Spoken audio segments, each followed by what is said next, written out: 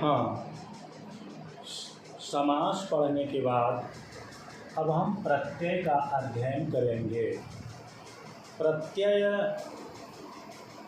प्रत्यय का सबसे पहले हम अर्थ जानेंगे कि प्रत्यय का अर्थ क्या होता है, इसकी पहचान क्या होती है।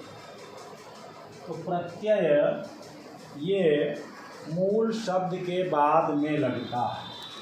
कहाँ लगता है? मूल शब्द के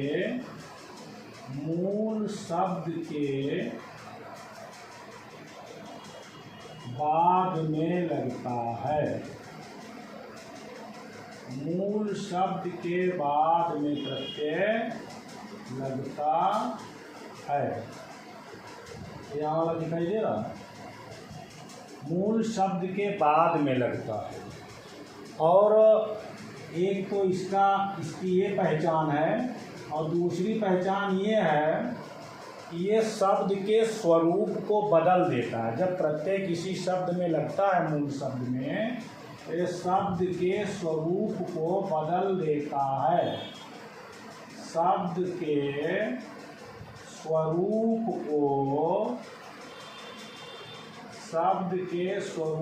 को बदल देता है। मतलब उसमें थोड़ा सा परिवर्तन आ जाता है। अभी इसको आप उदाहरण के द्वारा देखेंगे। तो शब्द के स्वरूप को बदल देता है। अब प्रत्यय मूल शब्द के बाद लगता है, जैसे उपसर्ग शब्द के पहले लगता है, प्रत्यय शब्द के बाद में लगता है। और ये क्या करता है? प्रत्यय लगता है जब, तो ये शब्द के स्वरूप को बदल देता है और उसके अर्थ में भी परिवर्तन हो जाता है। अब प्रत्यय के प्रकार कितने होते हैं? प्रत्यय दो प्रकार के होते हैं। एक होता है कृत प्रत्यय और दूसरा तद्धित प्रत्यय। कृत प्रत्यय को कृदंत कहते हैं। कृत प्रत्यय और दूसरा है तद्धित प्रत्यय।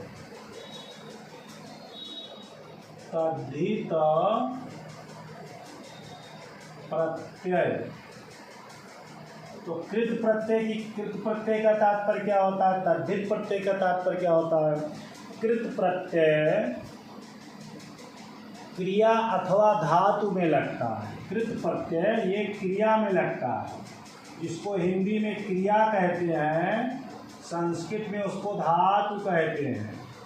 क्रिया अथवा धातु में लगता है। जैसे गम धातु है तो धातु में लगेगा। तो कृत प्रत्यय क्रिया अथवा धातु में लगता है। और जो तद्धित प्रत्यय होता है ये संज्ञा में लगता है। तद्धित प्रत्यय किस में लगता है?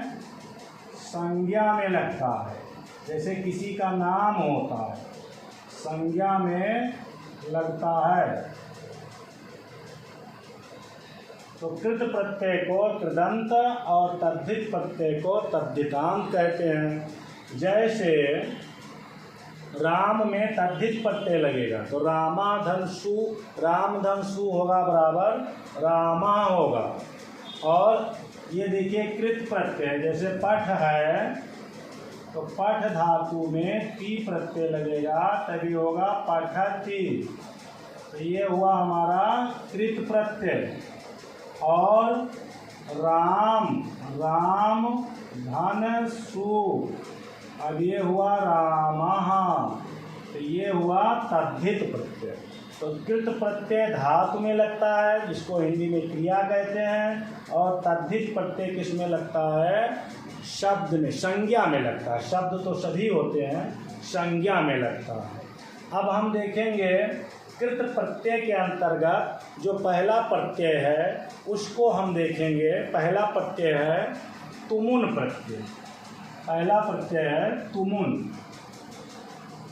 देखिए ये तुमुन प्रत्यय, पहला प्रत्यय हम पढ़ने जा रहे हैं कृत प्रत्यय के अंतर्गत तुमुन प्रत्यय। तो तुमुन प्रत्यय जो लगता है इसका जो है तुम शेष रहता है। क्या शेष रहता है? तुम शेष रहता है। जब जिस क्रिया में लगाते हैं तो इसमें क्या शेष रह जाता है? तुम शेष रहता है।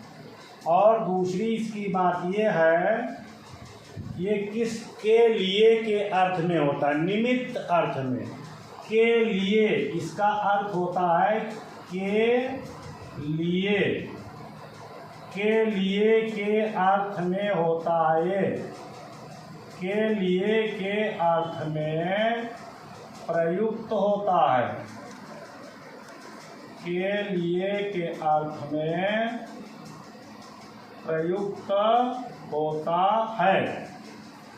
तो तुमुन प्रत्यय का तुम शेष रहता है और तुमुन प्रत्यय का अर्थ होता है